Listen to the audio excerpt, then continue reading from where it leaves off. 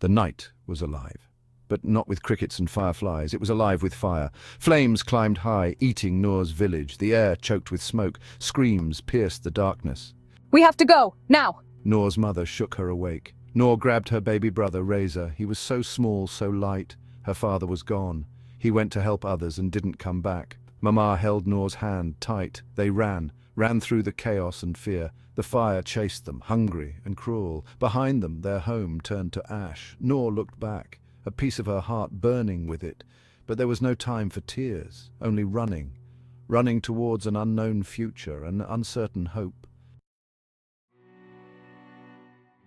Days blurred into nights, walking, always walking. Noor's little legs ached, her stomach growled.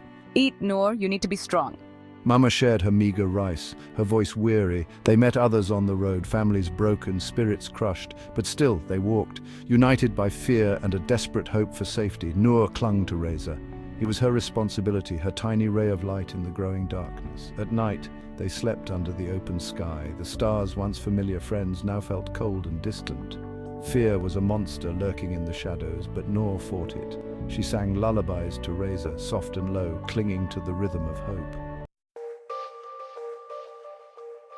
The journey seemed endless. Days turned into weeks. The sun beat down, a relentless enemy. Water was scarce, hunger a constant companion. Noor saw old people collapse, their eyes vacant. She saw children cry, their tears dried by the cruel wind. Finally, we reached the border. A sea of faces, all etched with the same fear, the same desperation. Soldiers barked orders, their faces hard. Noor clutched Reza, her heart pounding like a drum. They were herded like cattle, pushed and shoved, no dignity, no respect, just the crushing weight of their shared tragedy. Noor looked around, her eyes searching for a glimmer of hope in the sea of despair. The camp was a sea of tents, stretching as far as the eye could see. Each tent, a small, fragile shelter, stood as a testament to the resilience of those who had lost everything. The sheer number of tents was overwhelming, a stark reminder of the countless lives disrupted, a temporary haven but a permanent reminder of their loss. The makeshift shelters offered little comfort, their worn fabric barely holding up against the elements. Each gust of wind threatened to tear them apart, much like the lives of those who lived within. The air hung heavy with the stench of sweat, sickness, and despair. The smoke from makeshift fires mingled with the haze of hopelessness, creating an atmosphere that was almost suffocating. Every breath was a reminder of the dire circumstances they faced. Noor felt a shiver run down her spine. The cold was relentless, seeping through the thin walls of the tent. Her worried eyes scanned the camp, searching for any sign of hope but finding none. Life in the camp was harsh.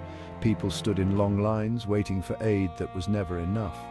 The small fires they gathered around provided little warmth, but they were a small comfort in an otherwise bleak existence. Food and water were scarce. Diseases spread like wildfire. The lack of basic necessities made every day a struggle for survival. The makeshift sources of water were often contaminated, leading to outbreaks of illness that claimed many lives. Noor saw children her age, their eyes hollow, their bodies ravaged by hunger. The sight of malnourished children was a daily reminder of the camp's harsh reality. Their once bright eyes now reflected only pain and suffering. She held Reza close, her heart aching for a life stolen, a future uncertain. The bond between them was her only solace, a fragile thread of hope in a world that seemed to have forgotten them. Days turned into weeks, weeks into months. The changing seasons brought new challenges, but also a sense of time passing, a reminder that they were still alive, still fighting. The camp became their world. It was a world of routines and survival, where every day was a battle against despair.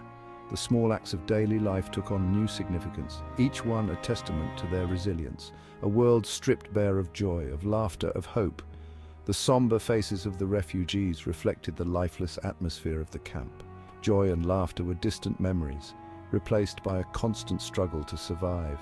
Noor clung to her memories, to the songs her grandmother used to sing. Those songs were a lifeline, a connection to a past that seemed almost unreal now. They were a source of comfort, a reminder of better times.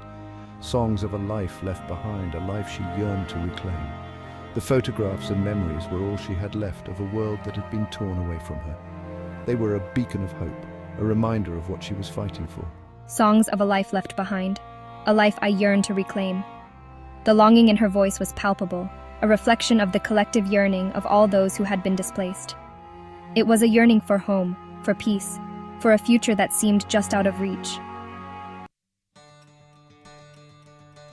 One day, a man named Asan came to the camp. He was a teacher, his eyes filled with kindness, his voice gentle and reassuring.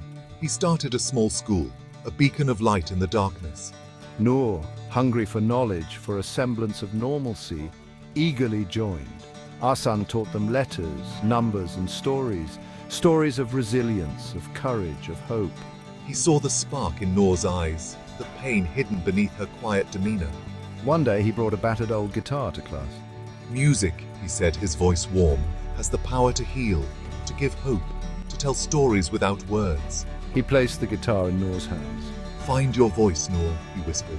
Let your music soar. The guitar was more than just an instrument. It was a lifeline. Noor's fingers, roughened by hardship, tentatively touched the strings. A discordant sound filled the air, but to her ears it was music, the music of hope. She practiced every chance she got. Her fingers bled, her calluses grew thick. But with each strum, with each note, she felt a weight lift from her chest. The music flowed through her, a river of emotions, of memories, of dreams. She poured her sorrow into the music, the pain of loss, the fear of the unknown, but she also poured in her hope, her longing for a better future, for a world where peace and love would triumph over hate and violence. Noor's music resonated through the camp, a beacon of solace in a sea of despair. It drifted through the crowded alleys, weaving its way into the tents and into the hearts of the people, offering a momentary escape from their harsh reality. They gathered around her, drawn by the raw emotion in her voice, the haunting melodies that spoke of their shared pain and resilience. Each note she played seemed to echo their collective sorrow, yet also their unyielding hope for a better tomorrow.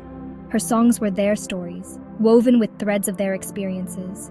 Stories of loss and displacement, of fear and uncertainty, of nights spent under the open sky, wondering if they would ever find a place to call home again. But also stories of courage, of hope, of moments when they found strength in each other, of the unbreakable spirit of a people determined to survive, no matter the odds. Noor's music became a source of comfort, a reminder that even in the darkest of times, hope could bloom. Her melodies were like a gentle embrace, her voice, small but powerful, carried their stories beyond the barbed wire fences, beyond the borders, beyond the indifference of the world. It reached the ears of those who cared to listen, those who were moved by the plight of the refugees, and it resonated with those who refused to turn a blind eye to their suffering. Noor's music was more than just a series of notes. It was a lifeline, a bridge connecting the refugees to the outside world, reminding them that they were not forgotten, that their voices mattered. News of Noor's music spread like wildfire. Journalists, aid workers, and musicians from around the world flocked to the camp. They were captivated by her story, her talent, her unwavering spirit. Her music touched their hearts, awakened their consciences. Noor's story became a symbol of the Rohingya crisis. Her music, a powerful tool for advocacy and change. Concerts were organized, documentaries were filmed, articles were written. The world finally was listening. Donations poured in, aid organizations stepped up their efforts. Politicians and world leaders were forced to acknowledge the crisis, to condemn the atrocities. Noor's music had become a catalyst for action, a beacon of hope for a brighter future. Noor's journey was far from over. She had faced countless obstacles, each one a test of her strength and resolve. Yet with every step she grew stronger, more determined to carve out a path of her own. The scars of the past ran deep. Memories of hardship and loss lingered. But they also fueled her drive to create change. Each photograph she looked at was a reminder of where she came from and the battles she had fought. But she had found her voice, her purpose. Through her words and actions, she began to inspire others. Her journal became a testament to her journey, filled with stories of resilience and hope. She would continue to sing, to share her story, to reach out to those who felt voiceless. Her songs were not just melodies, but messages of empowerment and courage to fight for justice and equality for her people. She joined movements, stood on the front lines, and used her platform to amplify the voices of the marginalized. Her activism was a natural extension of her music. Her music, born out of tragedy, was a reflection of her soul. Each note carried the weight of her experiences, the highs and lows of her journey, had become a symphony of resilience, a powerful narrative that resonated with many. The orchestra of her life played on, each instrument adding depth to her story, a testament to the indomitable spirit of the human soul. Her story was not just her own, it was a collective tale of survival and triumph. It was a song of hope, a call for unity, a reminder that we are all connected. Her music brought people together, creating a sense of community and shared purpose, a reminder that even in the face of adversity, the power of music, the power of the human spirit, could never be silenced. Her songs were anthems of resilience, echoing in the hearts of those who listened. The power of the human spirit could never be silenced. Her performances were more than just entertainment. They were calls to action, urging people to stand up and make a difference. Noor's song echoed across the globe, a melody of hope, transcending borders and cultures. It was a universal language that spoke to the core of human experience, a promise of a better tomorrow. Each sunrise brought new possibilities, and her music was the soundtrack to these dreams. It was a song that would continue to inspire, to heal, to bring joy and solace to those who needed it most. Her legacy was one of love and resilience, to remind us all of our shared humanity, our interconnectedness. Her music was a bridge, connecting hearts and minds across the world. Our responsibility to stand up for what is right, to fight against injustice and inequality. Her songs were rallying cries, urging us to take action, to fight for a world where every child, every human being, could live with dignity and hope.